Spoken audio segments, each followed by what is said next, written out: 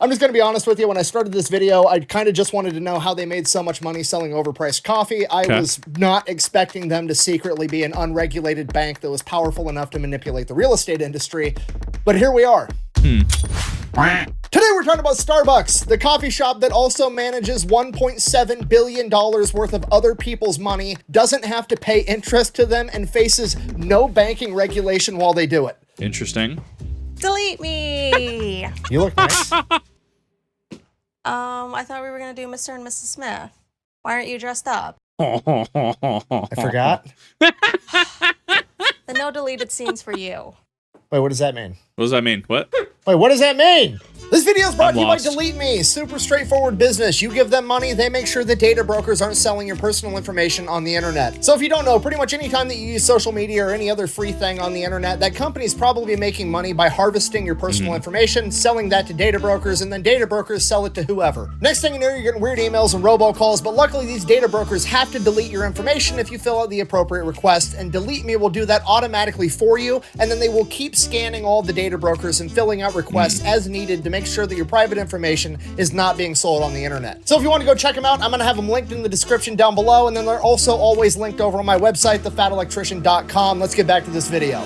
10 out of 10 ad read. I liked it. Music was fitting for the intro, the Mr. and Mrs. Smith kind of thing. I haven't seen it. I kind of vaguely know what it is. I liked it, like the transition, like the ad read. It feels like the ad reads are longer, but they're not. Like from a time standpoint, we're only a minute 20. No, it was about a minute ad. That was about 60 seconds. Yeah.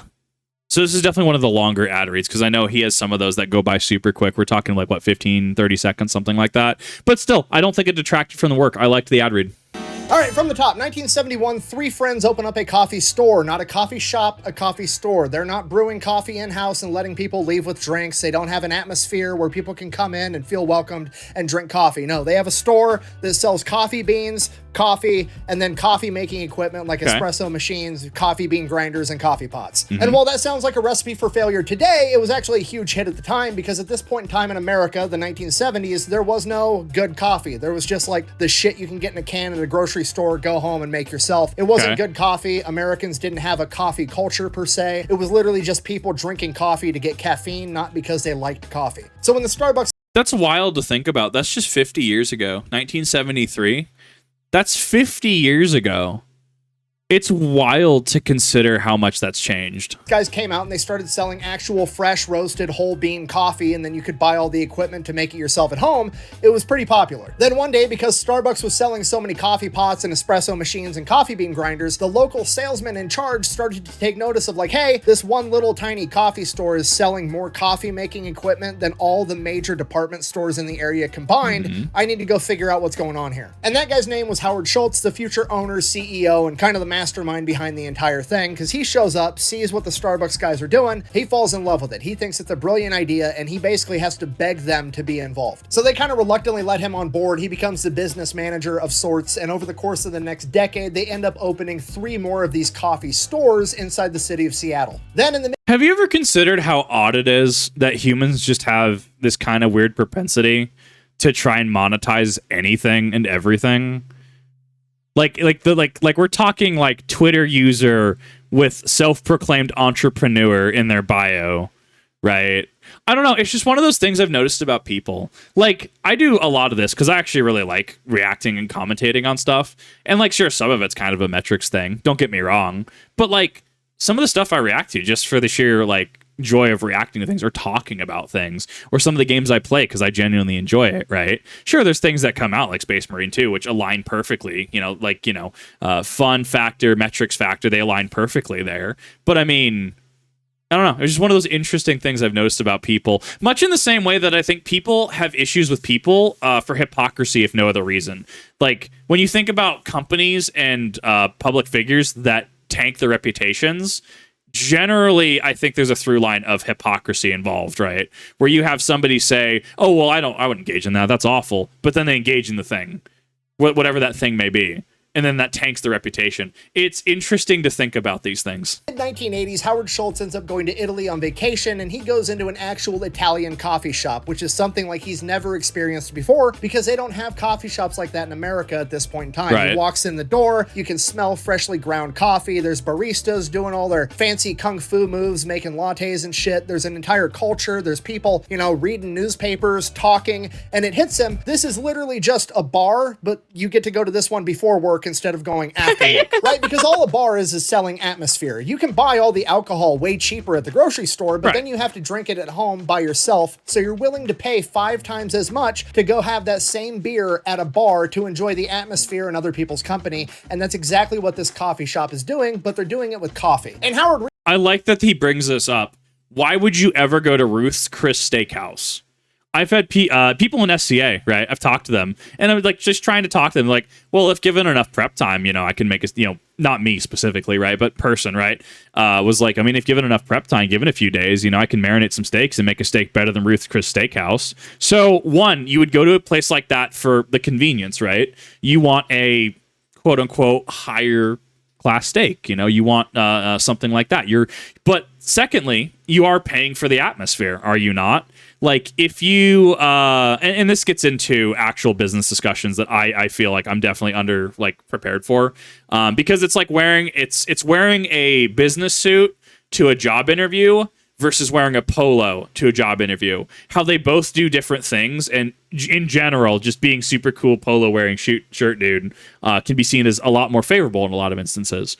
It's a time and money. There's a cost benefit analysis there. Like, why would you go to McDonald's for a burger when you could just make a burger at home?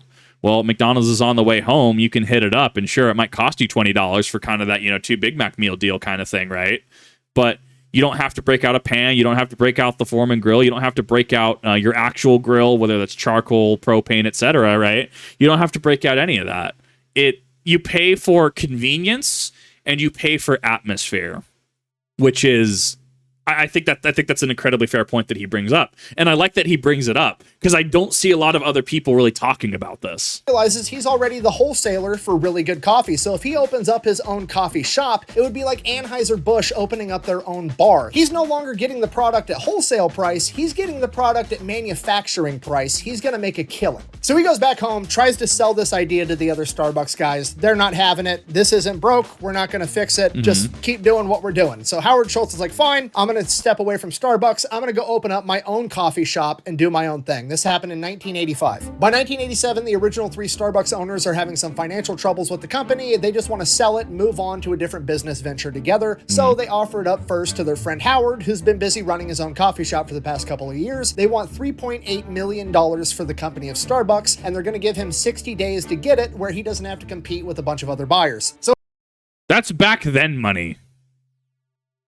That's more today. It's the funny. I've said the funny, but it's true. That is more today. Howard Schultz now has a 60-day grace period to come up with $3.8 million in the 1980s, so that's way more money than it is today. Yes. He sounds like a crazy person, right? He's going into banks being like, hey, I've got this business idea. I'm going to open up a coffee shop. Think of it as like a bar, but instead of selling beer at night, I'm going to sell coffee in the morning, and people are going to come and pay $4 for a cup of coffee. Here's the kicker. We're not going to sell coffee in sizes like small, medium, and large, like literally everything else on the planet. We're just going to come up with some made-up Dr. Seuss words like tall, grande, venti, trenta, whatever other random fucking bullshit words I want to make up, and it's going to be a huge hit. You should definitely give me millions and millions of dollars. No, you're dead, Carl. You say no to life, and therefore you're not living. Is this the same guy that voiced Bankar Cameron in Oblivion? The dude that talks about Cold Harbor, like he actually says the Oblivion plane's wrong. I don't remember his name. Is he that dude? His voice is very familiar. You don't have a girlfriend. You don't have anything close to a girlfriend. Am I right, Carl? So to everybody's surprise, the bank isn't really interested in that idea, so he starts going to venture capitalists, and finally he gets referred to a venture capitalist by the name of Bill Gates Sr., aka Bill Gates' dad, that agrees to give him the money so that he can buy Starbucks. Now, is that super relevant to the story? No, not really, but I know that by bringing him up, there's now going to be 1,000 conspiracy theories in the comments down below, and I wanted to read them, so you can probably check those out too. Anyways. Now, with Howard Schultz in charge of the company, to everybody's surprise, it starts doing great, and he starts opening up more and more Starbucks all over the country. And just to be clear, Starbucks was not the first coffee shop in North America, but it was the first like mainstream chain of coffee shops that was a lot of people's introduction to coffee shops in America. Okay. And for that reason, they kind of got credit for a lot of different things. Pretty much anything new that came out in the coffee industry, Starbucks would adopt it and they would kind of get credit for it. Like, they didn't invent the Frappuccino. That was invented by Coffee Connection out of Boston, Massachusetts in 1992, but everybody associates a Frappuccino with Starbucks, which obviously was just the next evolution. I don't. Am I in the minority here? Like, I didn't know about the Boston one, but like, no, a Frappuccino is not a Starbucks thing. Grats, you are selling a Starbucks brand Frappuccino, but you don't own the concepts of a Frappuccino. You can go just as easily get it's an Idaho thing, right? Dutch Bros. I think there's some in Oregon too. Get a Dutch Bros Frappuccino. A Frappuccino is the type of product you're going for, Starbucks being the brand. Think like, I was going to do a really nerdy parallel here, like genus species, like Canis domesticus, right? Canis, dog, being the brand, domesticus kind of being the product.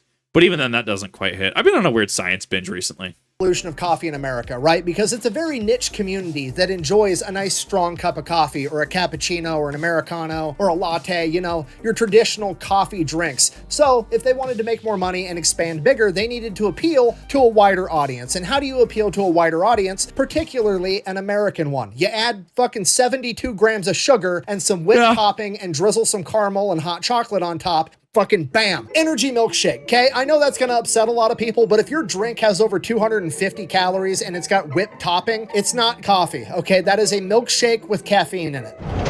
No, I agree with that. I agree with that 100%. Wait, is this just milk and sugar? That's what I said. Do you drink this every day?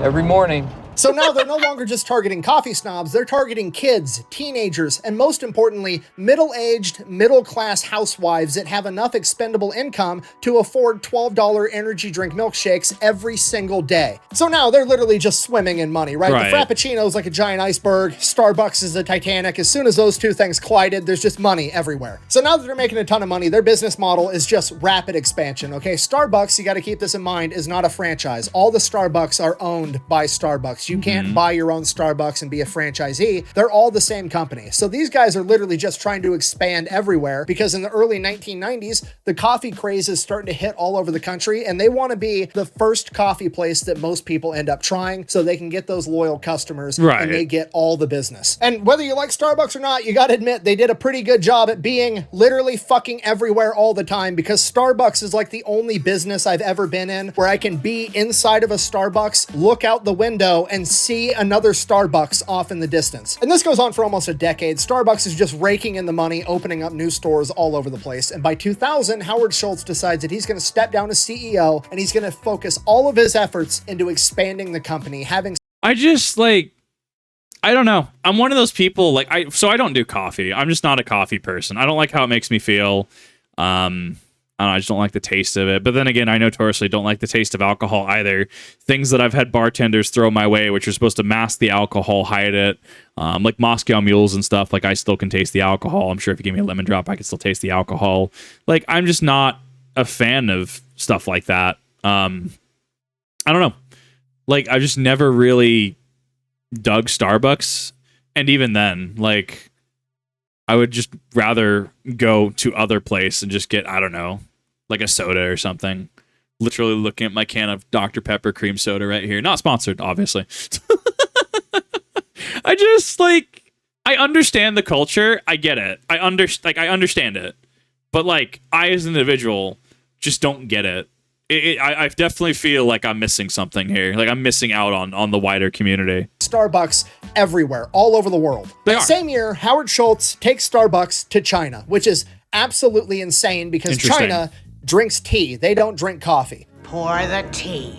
Regardless, Howard Schultz shows up in China, opens up a Starbucks, basically like just, hey, commies, I know you guys like tea, but hear me out, try some coffee and some blue jeans, it's way cooler. And to everybody's surprise, the Chinese people fucking loved it, and they started opening up Starbucks at a rate that Starbucks had never seen, okay? They were opening up a new Starbucks every 15 hours for 20 years straight in China. What? I'm gonna be honest with you, nothing warms my heart more than when a communist nation falls in love with American fast food. It's just... Perfect. What happened? I won. Fast forward. Every 15 hours, I'm assuming there's a credible source tied to that, or maybe that's an average. That's wild to consider. Wow, that's impressive. In 2008, Starbucks is now losing money for some reason. Nobody can really figure out why. So Howard Schultz comes back, becomes CEO again, and he's trying to figure out what have they done to his company. He's been focusing on growing, opening up new locations. Okay. Meanwhile, all the locations that have already been opened aren't making as much money as they should be. I think that might have to do with the 2000, like everything in a vacuum, right? Why are we losing money? However, 2008, for those who remember, was not a super happy, fun time, especially for a lot of people, a lot of layoffs. 2008 recession is definitely the word that comes to mind with that. Like, right. I'm very curious what their solution to this was. But that being said, it could have just been a decline outside of that, right? It could be a factor that you think would be considered, but not necessarily relevant. What on earth is going on? Schultz discovers for the past 8 years in his absence that he's been letting a bunch of business majors run his business, and all they care about is how to maximize profits. Okay. So they did just that. They streamlined everything. They automated everything. Starbucks no longer grinds coffee in-house at its coffee shops. They do it all in a factory and just ship the ground coffee there. It's quicker, it's more efficient, it probably makes more money, but now Starbucks, a coffee shop, doesn't smell like freshly ground coffee. It smells like a hospital. They replaced all the traditional espresso machines with these automatic machines that would just spit out a completely done drink, which means they basically got rid of baristas and they just had a person behind the counter that would grab the cup from the machine that made it and hand it to the person. Essentially, the business majors had gotten rid of the culture and the experience of going to a coffee shop, which was the entire point and justification of overcharging for coffee in the first place. Remember, it's just like a bar. You wouldn't want to go drink a beer inside of a hospital room. You'd rather go home and do that in your backyard. If you're going to go and overpay for beer, you want to go to a cool bar with your friends. It's the same deal with a coffee shop. So I think that's interesting to consider. I don't think the business majors are necessarily wrong here, but this is why I think you need multiple perspectives and multiple specialties, right? Absolutely. If we're talking about a solely profit-driven experience, you can look at something like this and you can assembly line a system in this way to seek the most profit. But you do lose your core identity. You do effectively lose the plot along the way, to which you become just that, sterile, unwelcoming even, and you become kind of the antithesis to what you were doing in the first place, right? If you're wanting a welcoming bar-like experience, but now you have this clean, sanitized, touch-and-go experience, right? It's incredibly different, right? Different strokes for different folks. People are going to like different things. That's still a constant here. That's still static. But like the people that went for that atmosphere don't. And maybe they changed it. I mean, I go and it feels, I don't know, it feels weird to me. Like it still feels pretty like sterile, still feels pretty clean. Like, I don't know. It feels like, how do I word it? The Starbucks that I've gone to kind of feel like a mix between these two. It feels like a sterile and kind of clean environment with hints of grinding coffee, noises, smells, etc. But it still feels pretty mechanized. Stale is the word that chat's saying that can come to mind. But maybe Idaho Starbucks are different. I don't know. I definitely do not get the same vibe going to a smaller coffee shop, getting like Italian soda there, because I met a couple friends a couple times at a smaller one.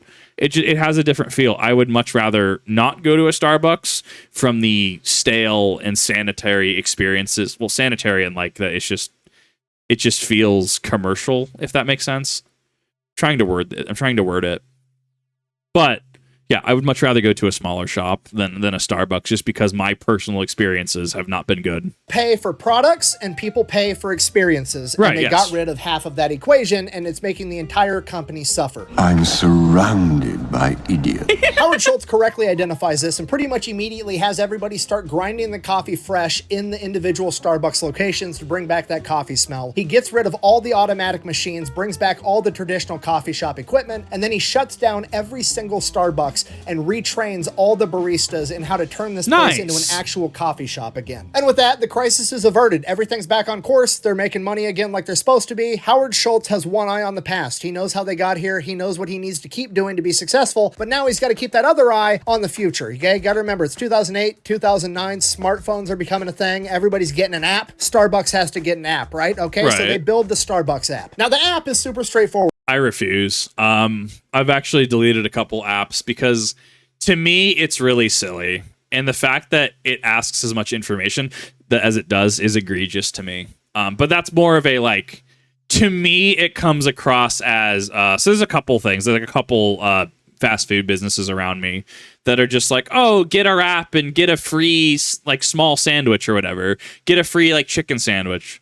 And it's just like, so you're going to have all of my information. You're effectively, like, you're incentivizing me with just a tiny food sandwich product, and you get my information. This doesn't seem like a fair trade. Look, I have a price, okay? I absolutely have a price. I don't know what that price is, but if someone was like, Kip, how does $100,000 sound?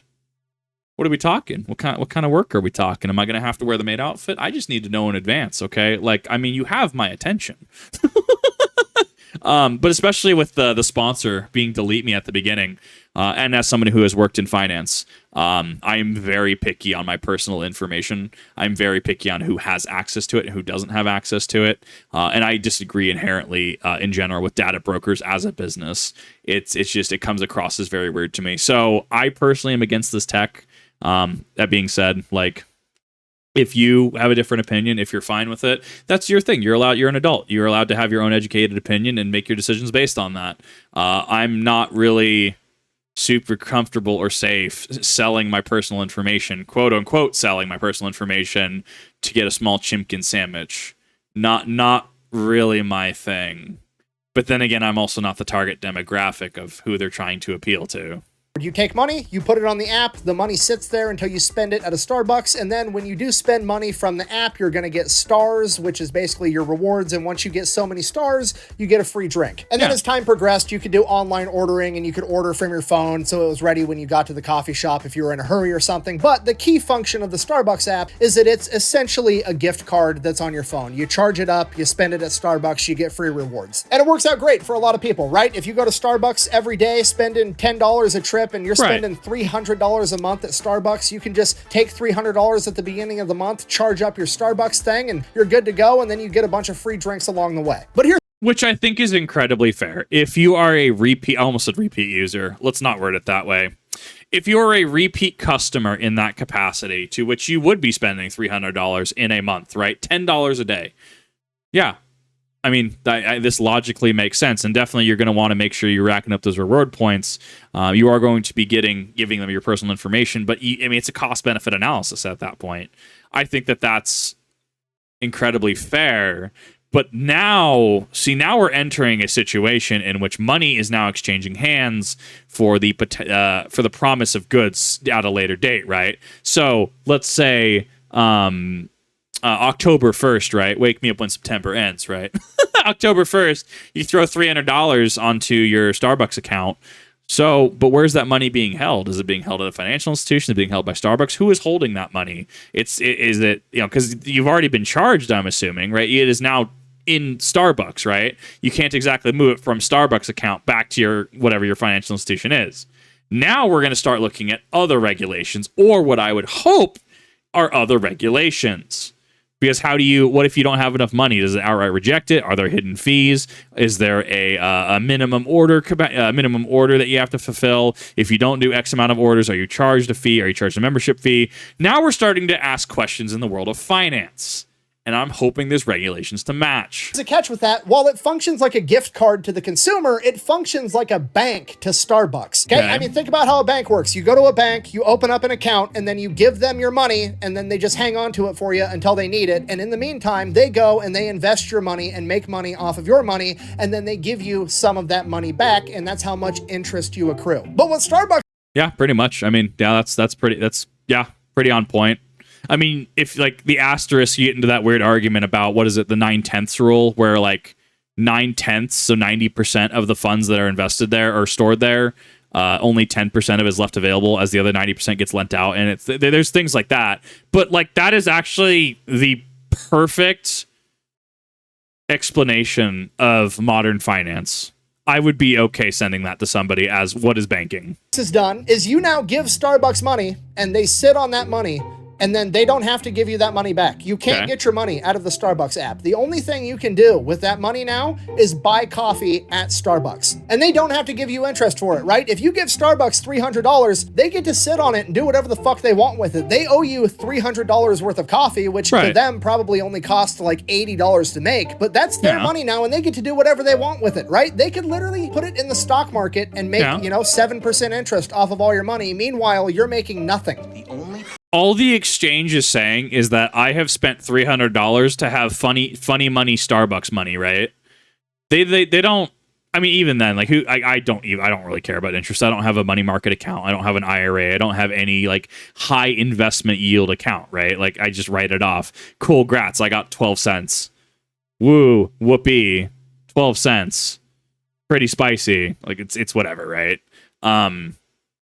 But I mean, yeah, like they reasonably have to honor, you dropped $300 into this. We will give you $300 worth of product because you have Starbucks funny money, right? Like you effectively have transacted, you have given them the money. They're going to use that money for whatever. But in return, you have $300 to play it effectively at Dave & Buster's, right? Like you get how that works. You have funny Starbucks Monopoly money, $300 approximately worth of that to use that.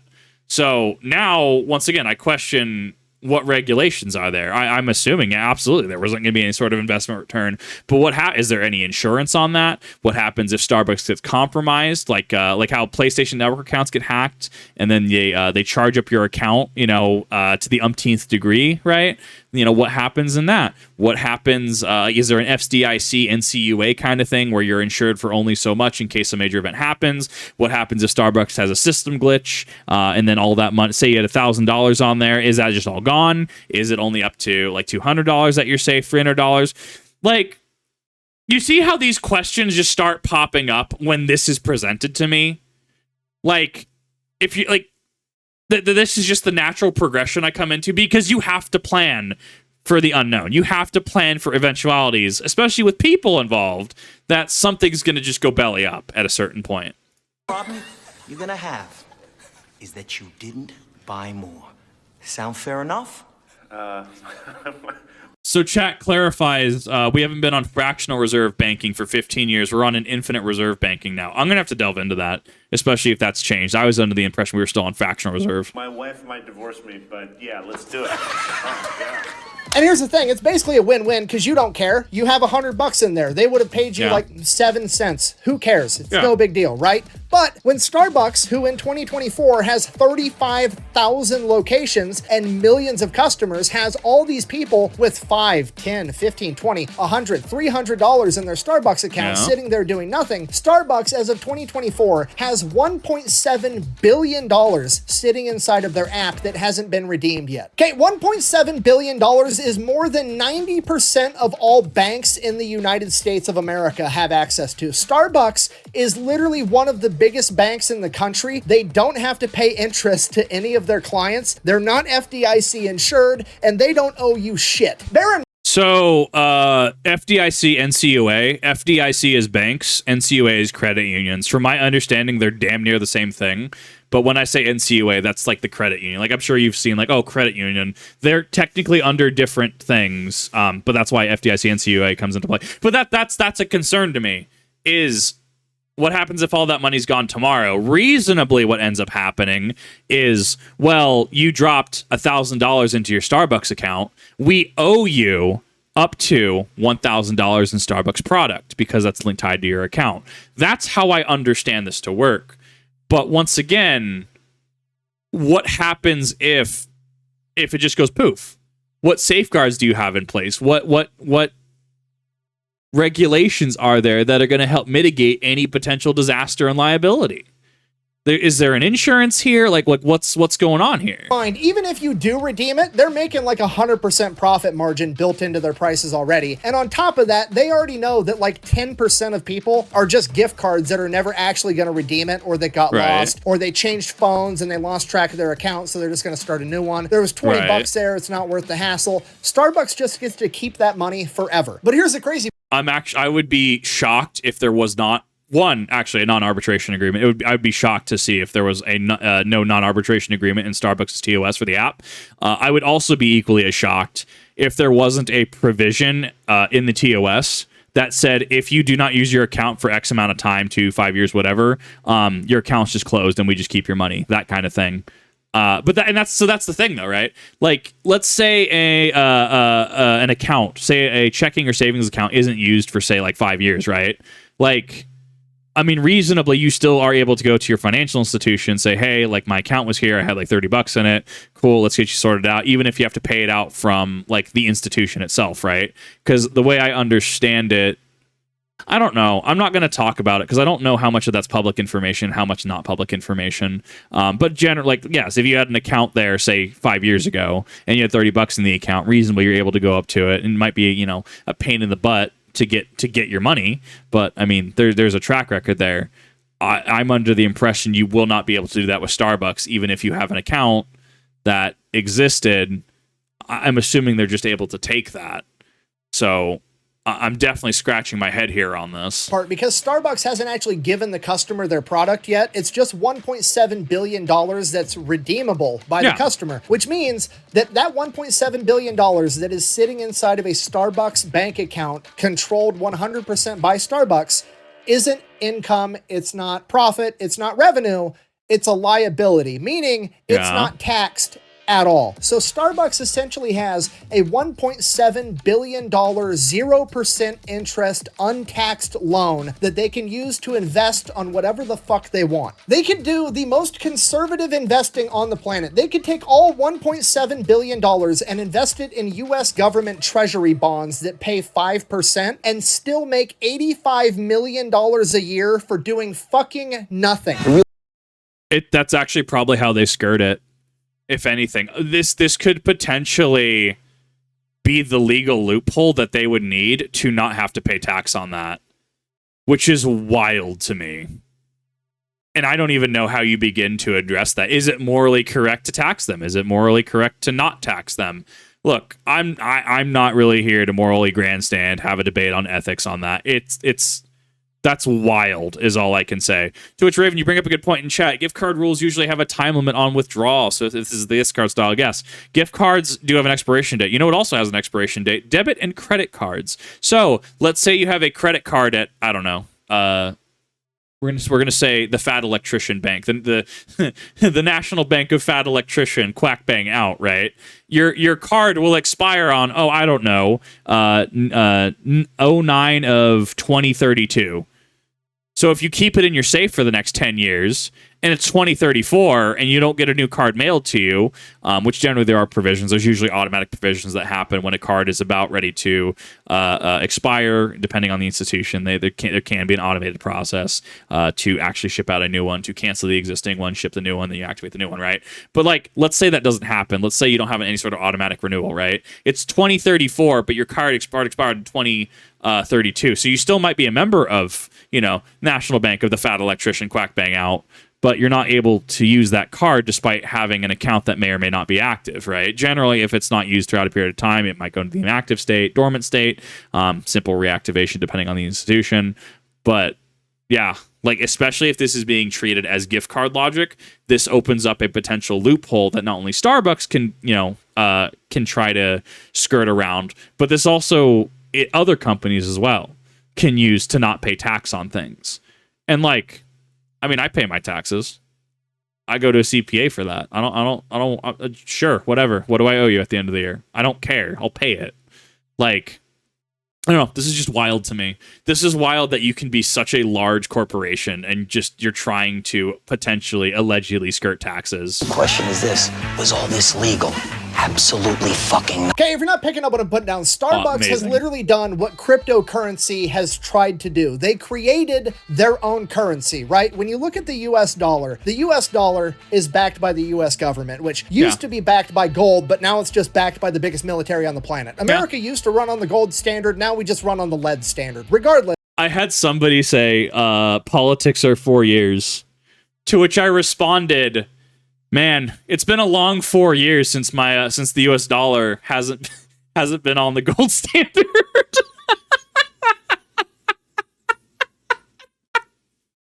I died laughing. It was great.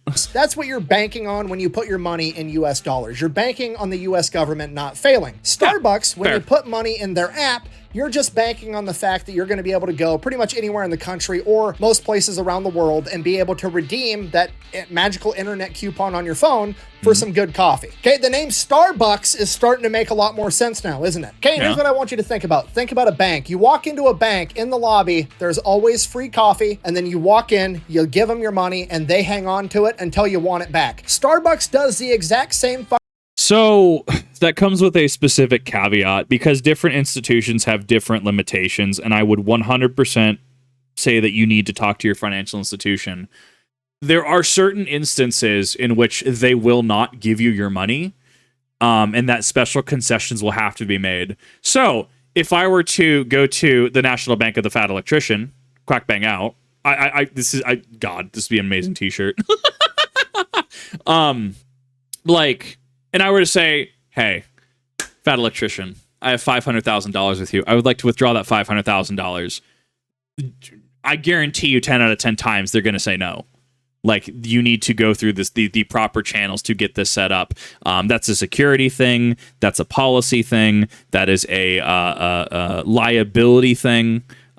So he's absolutely correct. What I would add would be an asterisk caveat that it's within reason. If you wanted to, say, close out your account, generally there are personnel that try to retain customers, right? There's things like that, like, well, I had a bad experience, I want to pull out of this bank. What can we do? We're offering you 3.0% APR on your auto loan. Maybe we can offer you 2.5%. We can refinance that for you. Or, I'm sorry you had this. I mean, are you willing to look at some sort of other deposit account? How can we make this right? And that's just customer service. That is one of the things that I personally have had to deal with. I will not discuss details regarding that because I think that's just personal information that nobody needs to know. And that's outside of being under, federal regulations to not discuss certain things, right?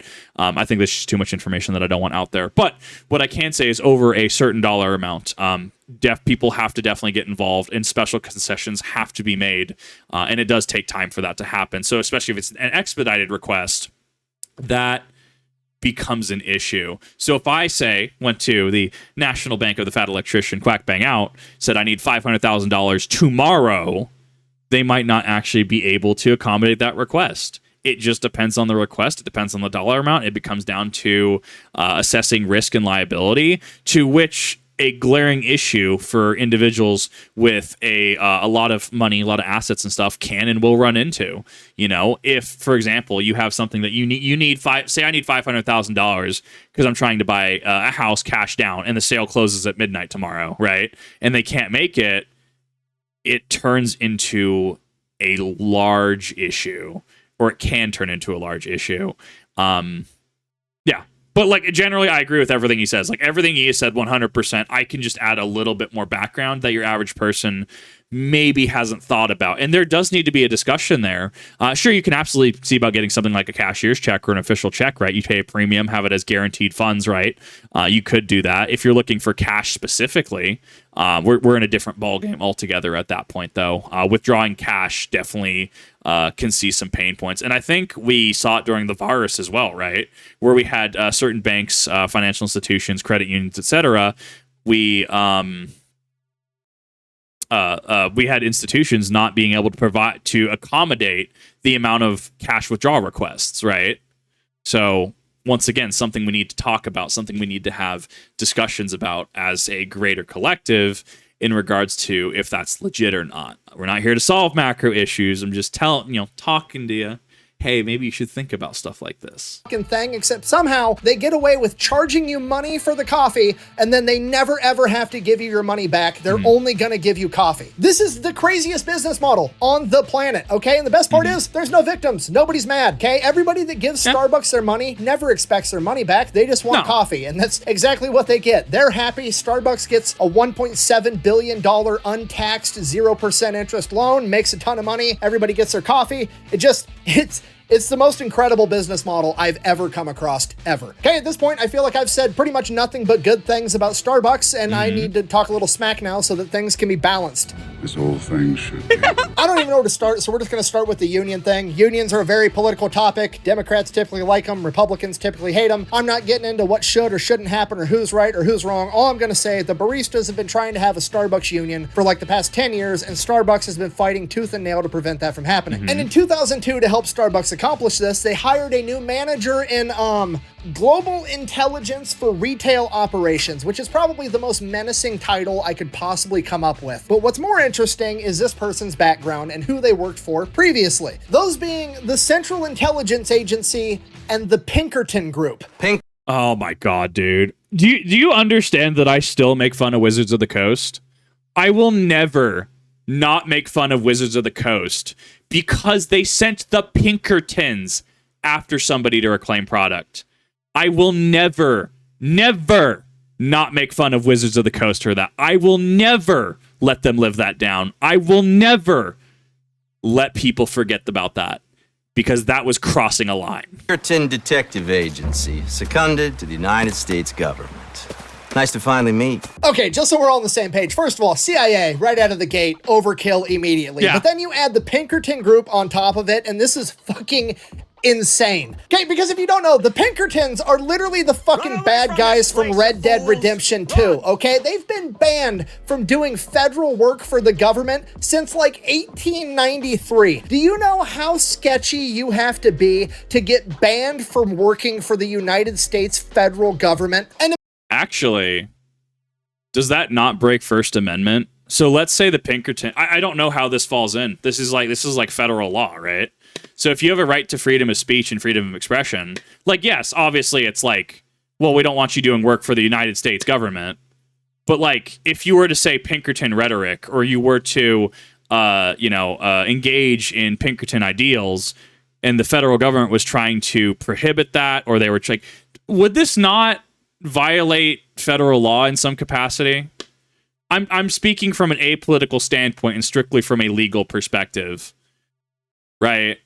It's the similar conversation to the weirdos that were doing the stupid $18,000 boot camp using a Navy SEAL bell, quote unquote Navy SEAL bell, and like if the U.S. government tried to come down on them for like, hey, you're not the Navy, you're not the Navy SEALs, right? Could that be in violation of the First Amendment, right to freedom of speech and expression? I don't know if expression's in there. I'm assuming it is. That's interesting to think about. Like, I'm curious the legal repercussions of that. make it even worse, the reason they got banned, it's literally called the... Well, no, what I'm arguing is they can work in the private sector, but not for the government. But if the government was stifling that, does that not count as violating... Because all the First Amendment protects you from is from the government, right? Like, you can tell... You can go on YouTube right now, call me every slur in the book, which please don't, and YouTube can ban your account for breaking TOS, right? Like... Yeah, like YouTube is a private business. They're a private entity, right? And in that being said, even Brandon Herrera has a stance on freedom of speech is not freedom from consequences, right?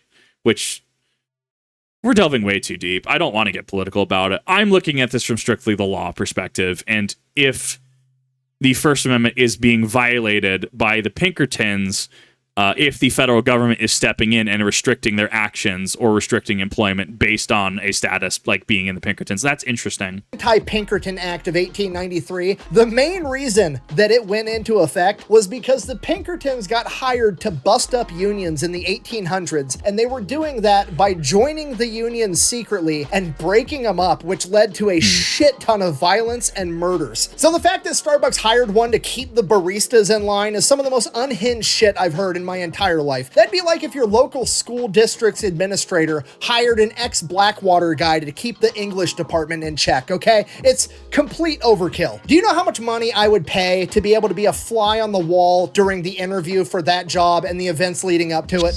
A lot. Do you know how many, do you know how much money I would pay if I theoretically had big F-off money to be in the business rooms, the meetings of so many things? Oh my God. 100%. Okay, now on to the new CEOs. Howard Schultz retired in 2002. What was that actually? I saw Pepperbox TV. Leading up to it. Pepperbox TV, spicy moment detected. Yes.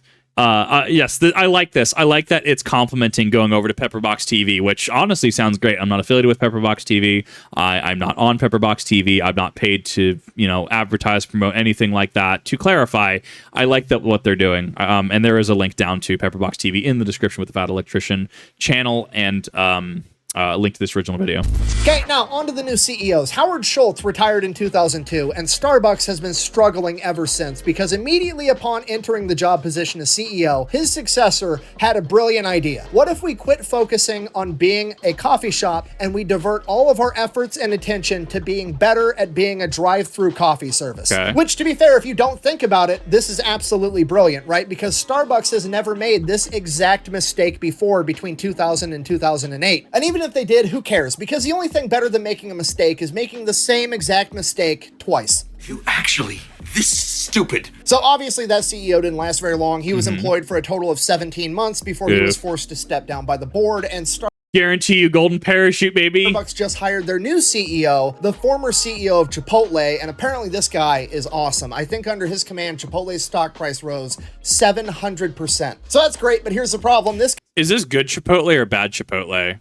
Are we talking how Chipotle used to be or how Chipotle currently is? What was his impact? Guy lives in California and he didn't want to move all the way up to Seattle because he enjoys the sun and the beaches and he didn't want to move where it's gloomy and always raining. But Starbucks really wanted to hire this guy. So what they came up with was he can super commute to Starbucks headquarters 3 times a week. And when I say super commute, I mean he's going to get to take the Starbucks private jet from California to Seattle 1,000. Oh my God, dude, please no.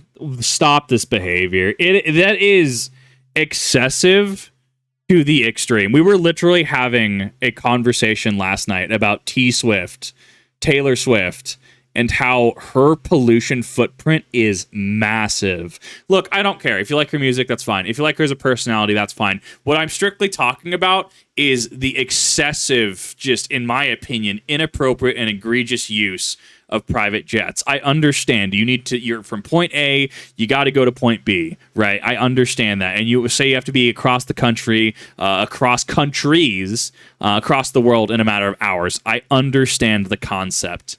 However, if people are going to berate me for using a straw, right? I cut down as much straw use as I can. I use reusable straws where I can, right? But if I got businesses that are telling me, wow, well, you're so bad because you don't recycle all of these things. You're not recycling them in these ways. And how dare you not do this? And how dare you not think of the turtles? You need to look in your ivory and pearl encrusted hand mirror, and you need to look at your private jet usage. I think that's an incredibly fair thing to fire back with.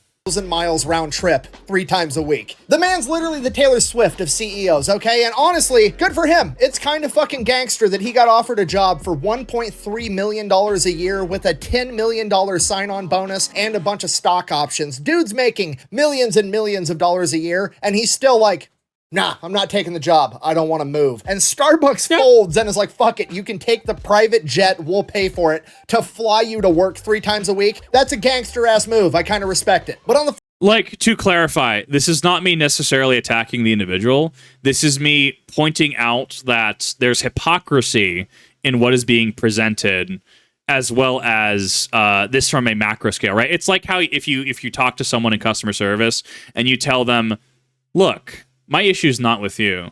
My issue is with very specifically having $1,200 almost in fraud that these systems I know exist did not detect.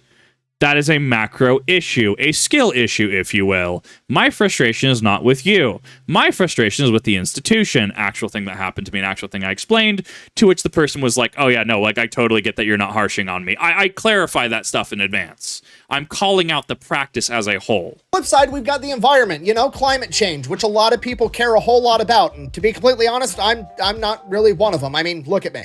I don't exactly scream climate change activist or active in general, really. But regardless, as far as I'm concerned, if they're willing to pay to have this guy fly private 3 times a week, more power to him. Go right ahead. He could drive a fucking M1 Abrams tank to work every day for all I care. That'd be cool. But I don't ever want to hear Starbucks talking about climate change and being green ever again, all right? Thank you. He's talking about the hypocrisy. This is exactly what I was talking about. Sometimes I just need to let the man speak. This is what I'm calling out, right? And I think this is reasonable, right? Don't attack the person. Well, I can't even say attack. Like, I can't in good faith say attack. Criticize the hypocrisy and criticize the practice on the macro level. Don't throw hate mail at random person who is just playing the game, right? Like, we understand the difference here that I'm trying to get across, and we're on the same page, right? This is the same company that tried to make the entire planet drink out of reusable cups with mushy-ass paper straws, and half their website is dedicated to showing off how much they care about the environment, how many environmental impact studies they've done, and blah, blah, blah, blah, blah. What do the environmental impact studies say? Only poor people can put carbon into the atmosphere? Get the fuck out of here. Yeah. Yes! Why don't you base take W. This is why I love this man. You guys just tell the truth. Throw it up on the website. Have a press release that just straight up says, hey, we've hired the scientists, the mathematicians, we've done the research, we've done the calculations, and we've come to the conclusion that if we can inconvenience enough poor people, it's going to offset all the rich people behaving like giant assholes all the time. I'm dead. Literally see my argument in regards to catering to other people, other stupid people. Why am I getting carded for cans of air? I don't know. No, let's not have that argument again. Let's not have that discussion again, because I'm just going to get angry about getting carded for compressed air because idiots can't stop huffing the stuff. I'm going to get angry about it again. So I'm going to stop right there. I'm going to pump those brakes, those air brakes, the truck brakes, okay? And we're just going to continue the video. Serious, you should actually do it, because you want to know what's going to happen? Basically nothing. I guarantee you there will be a climate change protest outside of Seattle headquarters for like 45 minutes. Literally just long enough for all the college students that showed up to get a quick picture for Instagram to show how much they care, and then they're all going to disappear and go back to what they were doing. And you want to know what they're going to leave behind? A mountain. You're going to leave a mountain of stuff. So here's the thing. They're going to leave a mountain of trash behind, and they're going to go to Starbucks. Or they're going to go to a Starbucks competitor. Like, if you're going to protest, you have to commit to the bit, okay? Like, I think that's an incredibly fair take. I have called people out that I've known for wanting to protest certain things. I'm not going to say which. That's not the point here. I have gone to events and stuff, which I've criticized, like, wow, this honestly kind of sucked. And then, people have handed me cards and stuff like, oh, well, get in the know. And I'm like, no, this was dumb. This is your idea of a protest? Like, making yourself feel good and just leaving? I thought we were here to make a statement. That's it? I don't know. I have called people out who I no longer speak to on the hypocrisy of that behavior. Am I saying you need to, engage in the looting of the Best Buy? No, definitely not. That's not what I'm saying. What I am saying is that people are definitely getting elevated, if you will, on their own airs, and then they engage in behavior that they are so clearly against. If Instagram is anything to go by. Mountain of garbage, and half of that garbage is going to be empty Starbucks cups anyways. Yeah, exactly. Okay? Nobody actually cares. Everybody's virtue signaling. Starbucks isn't a coffee shop. It's an unregulated bank. Thank you for watching. Best way to support the channel is to go buy some merch over at thefatelectrician.com. Quack bang out. I liked this video. I really liked it. If Starbucks was actually smart, they would just hire the CIA and the Pinkertons to assassinate climate change, and then we wouldn't have this problem in the first place. Oh, yes! Hey, CIA, I heard the 80s were a time for you, right? A bunch of stuff was bought. Why don't you go ahead and take care of climate change? Let's go take that to a black site. Let's take it out back behind the barn. I know you guys got the money. It's obviously satire. Oh my god, dude. Like, this was amazing. I love these videos that he does, ranting about business and stuff. It hits that like cool middle ground of me talking about finance and business and what capacities I can. Obviously, like, I worked in finance for a period of like a year, right? I wasn't, private client. I wasn't anything like that. But I enjoyed what I did, and I no longer enjoyed what I did, especially when there were some jank, to say the least. And so that's why I moved on. But no, this was great. I love this. If you haven't checked out the Fat Files, in the description down below, dear viewer, is the link to the Fat Files, his second channel. Wink, wink. Only at 319,000 subscribers. Wink, wink. Fat Files channel exists, as well as this original video. Let me know what you guys think. Thank you, everyone, for also being super cool. I know we covered 1A in this discussion, and I appreciate the people that, you know, hear words as said and are just like, okay, yeah, no, this is what we're discovering. We're having a conversation on the legality of that. We're having a conversation on that. So thank you. I really do appreciate it. And thank you to the Fat Electrician, to really just being awesome, just being a really cool person, being just that cool teacher kind of figure that a lot of us wish we had. Some of us did have the fortune of having, and just putting out some banger content. It's very easy for me to sit here and very easy for me to react to something, presentation like this. So it's definitely harder as someone who's mid-edit on something to edit things, put it together, balance audio right across different things. I have nothing but respect for him and want to push him as far as I can. I am not paid, sponsored, affiliated, anything like that with the Fat Electrician, with anyone around the Fat Electrician. I just like his content. He also has Pepperbox TV as well, which you can go to, and it seems like there's bonus content for there as well. Pepperbox TV, obviously, being his the streaming service he's a part of with people like Brandon Herrera, as a response to some of the policies on YouTube. Not sponsored by it. Just figured I'd put it out there for people who are interested in that. I think it's a cool idea. But thank you, everyone, for watching. I really do appreciate it. Thank you for bearing with me. I try to, not react to everything in quick succession, and I appreciate you allowing me to have the time in between these. So thank you. Have a good one.